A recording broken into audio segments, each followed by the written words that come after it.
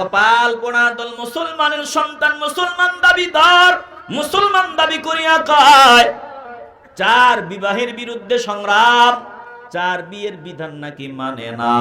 বলে পুরুষরা 4টা পর্যন্ত বিয়ে করতে পারবে, এটা মানি না, বরং এটার বিরুদ্ধে সংগ্রাম।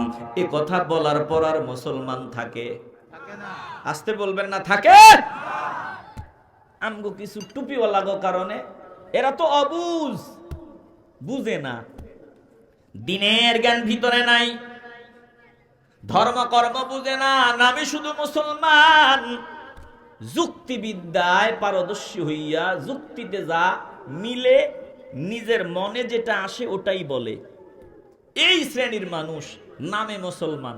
বলেন তো, নিজের যুক্তিতে যেটা আসে, মনে যেটা আসে, ওই নিজের যুক্তিতে যেটা মিলে ওটাই সাপ্লাই দেয়।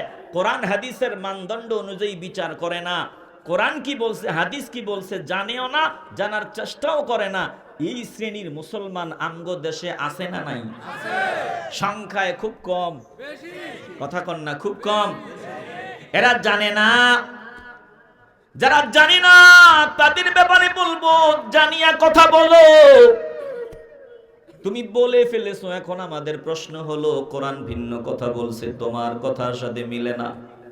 বলো তুমি কি তোমার কথার উপর অটল? যদি বলে হ্যাঁ অটল, তখন সোজা সাপটা জবাব, তোর মতো বেয়াদবকে গনার সময় আমাদের নাই। জোরে কোন ঠিক কিনা? এটা চূড়ান্ত বেয়াদব, মানে না একদল। ইমাম সাহেব ডাক দিছে, এবারে আজান হইছে, মসজিদে চল, দোয়া কইরেন, আজকে না আগামী দিন থেকে নামাজ পড়বো।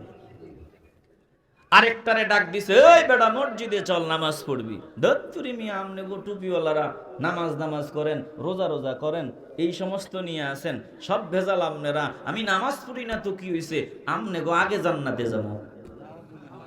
আসেনি একদল, কথা কন না, আসেনি?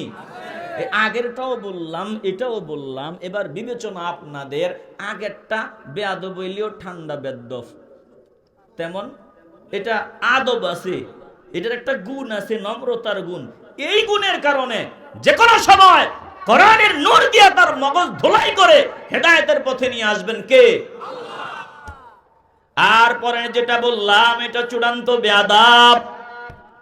দুঃখজনক হলেও সত্য রে বাবা, এইরকম বেয়াদব আমগো দেশে অভাব নাই। এরা যে বেয়াদবি করে, এই বেয়াদবির একটা কারণ আছে।